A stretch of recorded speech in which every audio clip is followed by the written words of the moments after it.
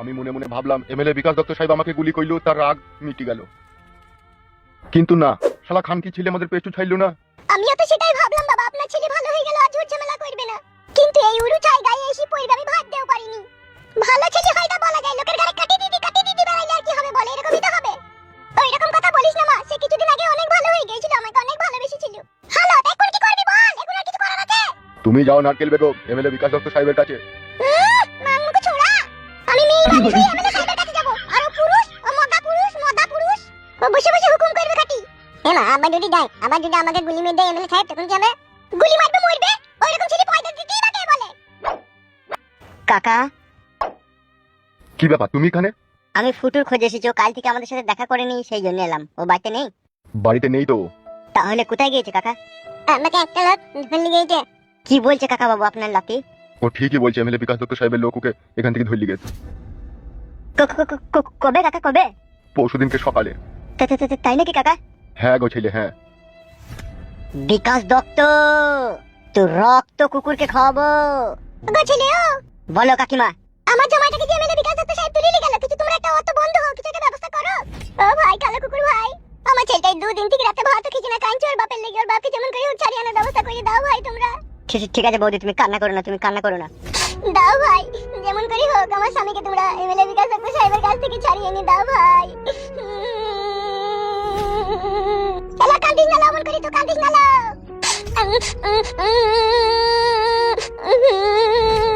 বৌদি তুমি কেঁদো না, আমি বলছি তো তুমি কেঁদো না। একটা ব্যবস্থা করো ভাই, যেমন করে একটা ব্যবস্থা করো। বেশ ঠিক আছে, তুমি নিজেকে শান্ত করো, চুপ করো বৌমা। এলে ঝুমা, তুই আর বকিস না বাল, তুই মা হয়ে সব সময় আমার কষ্টগুলো বসে বসে দেখছি, তুই এটা কিছু কইতে পারছিস না আর আমাকে চুপতে বলছিস তুই। বলে আমি করব না, দাঁড়ালো একটু সময় হোক না। সময় হইতে হইতে আমার স্বামী থেকে দেখুন আমি আর পাবো না। পাবি চুপ। তোর কান্না শুনতে শুনতে আমার জীবনটা হালাকালা হয়ে গেল লো। ওগো ছেলে। জি কাকা বাবু বলেন। এর কি কোনো ব্যবস্থা হবে না? সব ব্যবস্থা হবে, আমি আসছি। হ্যাঁ কাকা বাবু, আমি রাত্রি 8টার সময় আপনার বাড়ি আসবো, ঠিক আছে? তারপরে আপনাকে ফাইনাল কথা জানাবো আমি। বেশ ঠিক আছে বাপ, ঠিক আছে।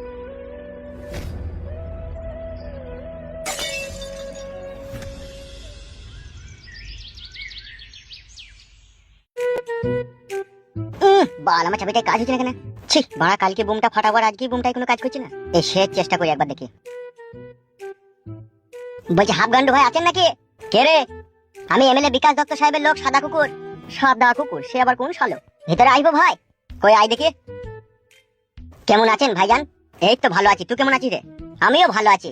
দি কাজ কাম কি করছিলেন? কি আর করবো ওরা, এই বুমটার এই চাবিটা কাজ করছিল না, তাই সোজা করছিলাম। বাবা রে, আপনি বুমও সোজা করেন?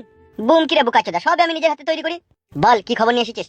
খবর বলতে আপনাকে এমএলএ বিকাশ দত্ত সাহেব ডেকেছে বললেই তো আর হাফ গান্ডুকে পাওয়া যায় না, আমি এখন অন্য কাজে ব্যস্ত আছি। কি কাজে ব্যস্ত আছেন?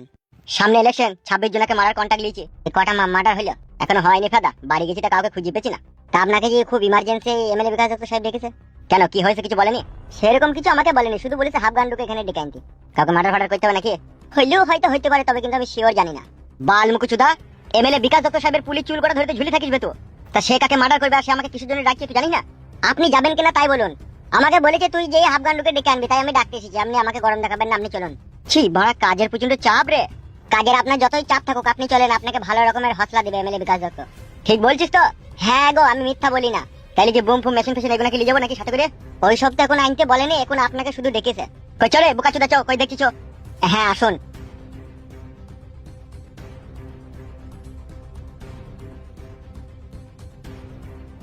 কি বলছেন এমএলএ বিকাশ দত্ত সাহেব? আপনার সাথে কাজ করতে কালো কুকুর আবার আপনার বউ ছেলেকে কিডন্যাপ করেছে?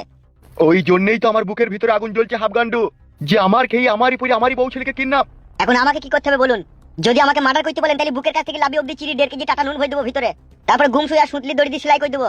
আর এতে যদি না হয় তার থেকে কঠিন শাস্তি আমার কাছে আছে বিকাশ দত্ত বাবু।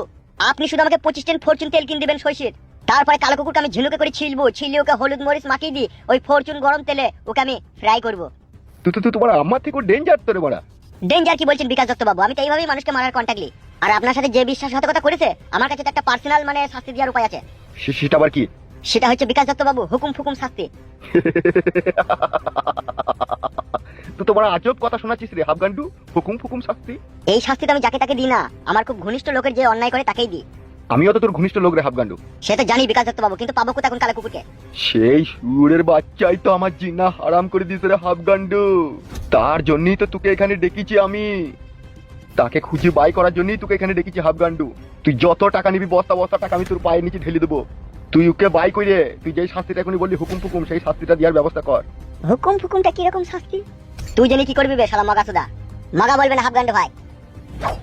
মগা ছাড়া আর কি বে তোরা? তোরা পুরুষ? তোরা কা পুরুষ বে? তোরা হুরুষ পুরুষ বে?